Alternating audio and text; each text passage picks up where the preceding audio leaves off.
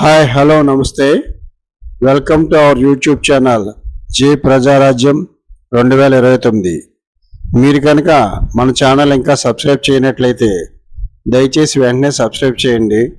మేము చేసే వీడియోలని మీకు వెంటనే నోటిఫికేషన్ వస్తాయి.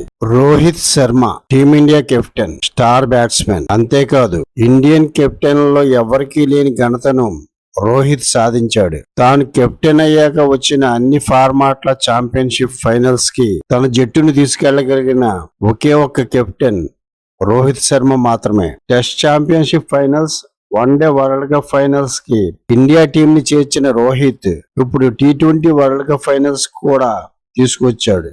వన్డే వరల్డ్ కప్ లో అప్రతిహతంగా సాగిన జైత్రయాత్ర ఫైనల్స్ లో దురదృష్టవశాత్తు అడ్డుకట్టపడింది. ఆ వరల్డ్ కప్ లో సూపర్ ఫామ్ లో ఉన్న రోహిత్ మరో 5-6 ఓవర్లు నిలబడి ఉంటే కథ వేరేలా ఉండేది. ఆస్ట్రేలియా బౌలర్లపై ఎదురుదాడి చేస్తూ స్కోర్ పరిగెత్తించిన రోహిత్ 6 కొడుతూ బౌండరీ లైన్ దగ్గర క్యాచ్ అవుట్ అయ్యాడు. రోహిత్ ఉన్నంతసేపు 10వ ఓవర్ వరకు 8గా ఉన్న రన్ రేట్ తరువాతి బ్యాట్స్మెన్లు డిఫెన్స్ ఆడటంతో రన్ రేట్ పడిపోయింది. అదే ఊపులో రోహిత్ మరో 5-6 ఓవర్లు ఆడి ఉంటే ఇండియా జట్టు స్కోర్ సునాయాసంగా 300 దాటిపోయేది. అప్పటికే 3 సిక్స్లు కొట్టి ఊపి మీద ఉన్న రోహిత్ వెంటనే మరో షాట్ కి ప్రయత్నించి ఉండకూడదని గవాస్కర్ కూడా అభిప్రాయపడ్డారు. ఈ రోజు సౌత్ ఆఫ్రికాతో జరిగే మ్యాచ్ లో రోహిత్ దూకుడుతో పాటు కాస్త సంయమనం పాటిస్తే పొట్టి కప్పు ప్రపంచ విజేతలు మనమే కావడం పెద్ద కష్టం కాదు. వరుసగా విఫలమవుతున్న